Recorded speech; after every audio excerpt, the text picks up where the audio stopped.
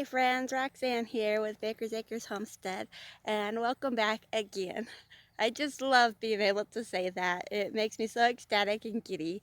It just brings me so much joy to be able to share these videos with you guys again. So with that being said, today I am here in my garden.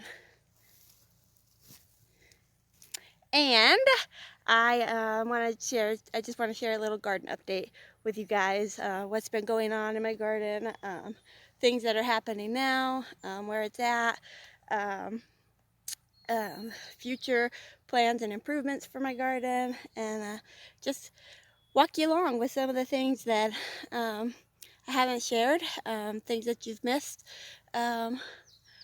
While I was away, and just bring you up to date. So let's go. I think towards the last of my videos that I did, I kind of had shared with you guys that some of my garden had that wasn't doing so good because of spray drift, herbicide spray drift from our joining property there with some conventional farmers, and some of my stuff had kind of suffered from that, and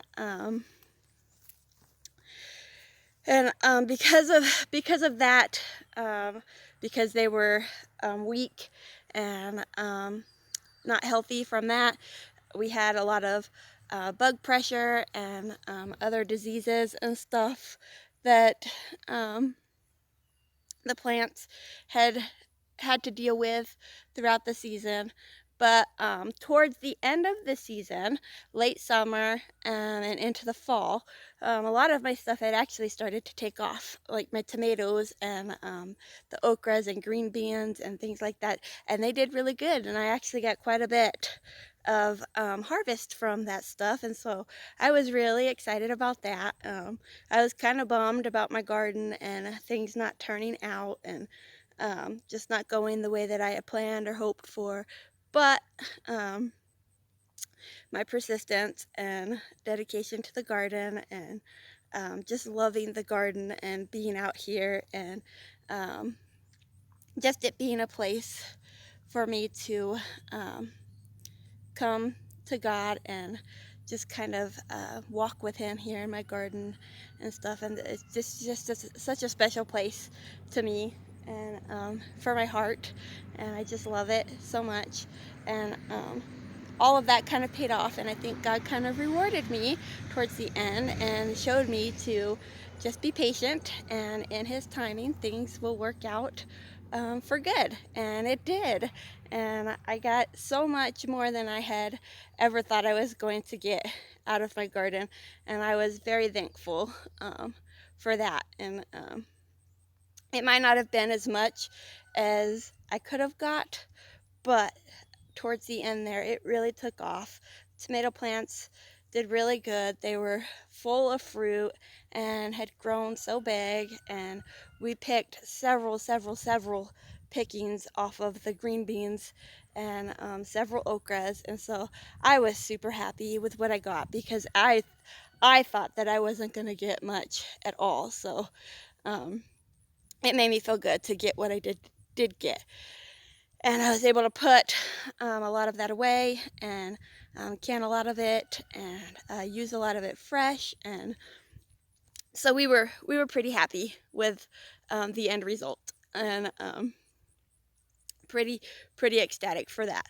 And so then after most of that was done, or finishing up on the outskirts of all of that, I started putting in some fall stuff to hopefully get a fall garden. I've never been real successful yet with my spring and my fall stuff, but I don't give up. I keep trying, and try new techniques and different ways of doing it, and just trying to figure out how I can grow here in my garden, in my space, to make that successful.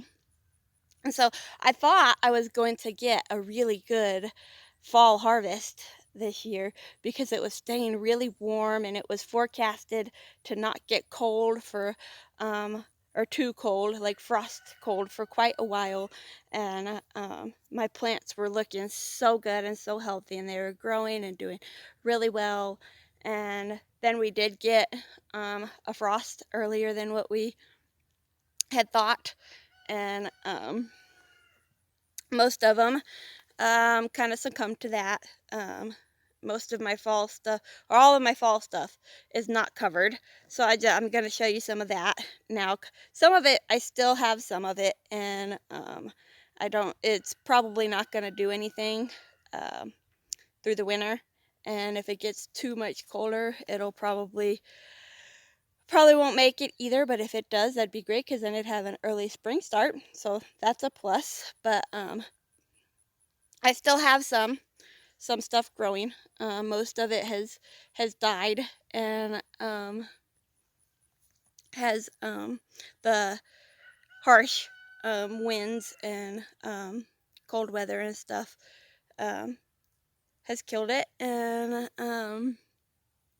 but anyways, like I said, I still have some. So let me show you that, and show you what I'm talking about. So here in this bed, I had some purple cabbages and Brussels sprouts. And as you can see, I still have some healthy plants here that are doing all right. But some of them has the frost and the cold weather has gotten to some of them, and they're not doing so good, or they've died. But I still have some here. Hopefully those can keep going. Most of this bed is pretty much gone. I had cabbages over here, and there's not really anything left there. And I had some cabbages over here. I got one down at the end there that's trying to hang on, and it may do all right, or come back if it doesn't get too cold. And there's one here that the middle is trying to grow back out of it again. It's getting some new little baby leaves. I had some Swiss chard over here, and the middles of those are starting to grow back too. But like I said, if it gets too cold, most of this will probably die again, or die off the rest of the way. I had some stuff over here, some cauliflowers, some more cauliflowers over there. Still have a few plants over here of cauliflowers and broccoli. I still have quite a few broccoli plants standing.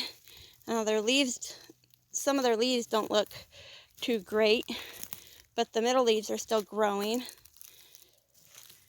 And then over in my yellow barrels over there, I have some garlic growing, and they're doing really well. Most of those have come up, and I just got straw over them just to insulate them and keep them warm through the cold weather in the winter. And then I'll take that off and let them keep growing when it warms up. And hopefully those will do really well come spring and early summer. So that's some of what's going on in my garden. I did have some other stuff planted too. I had sown some pea seeds, some spinach and kale, and different lettuces and carrots and radishes, but none of those did very well. They started coming up, most of them did, and they were just little bitty seedlings, and I didn't have them covered. And the really cold came, and they just weren't strong enough to handle that, and so it killed all of those. And I just didn't re-sow any of that because it was getting cold anyways. We were coming more into the cold season, and I don't have covers yet for any of that stuff. And these fall plants and spring plants like this, they can handle cold weather and frost, but if it gets too cold, or the harsh winds in the winter and the cold of the fall and stuff. And just the elements being out open in it. They tend to not handle that too well if they're not big and healthy yet, and if they're still trying to get established or still little and growing. They don't tend to handle that too well out in the open. So, with that being said, one of the improvements and future plans for this garden that I hope we can do this next year, which fingers crossed it's going to happen. It's a pretty for sure thing.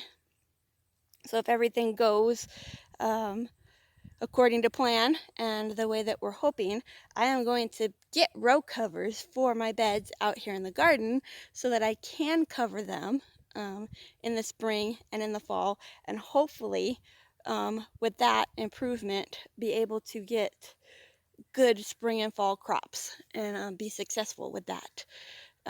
Because like I said, before it got too cold and the frost came and the harsh winds and things that got to my early plants here, they were doing really good and they were so healthy and looking so nice and doing really great. And the only thing that really got them was the really cold and harsh winds.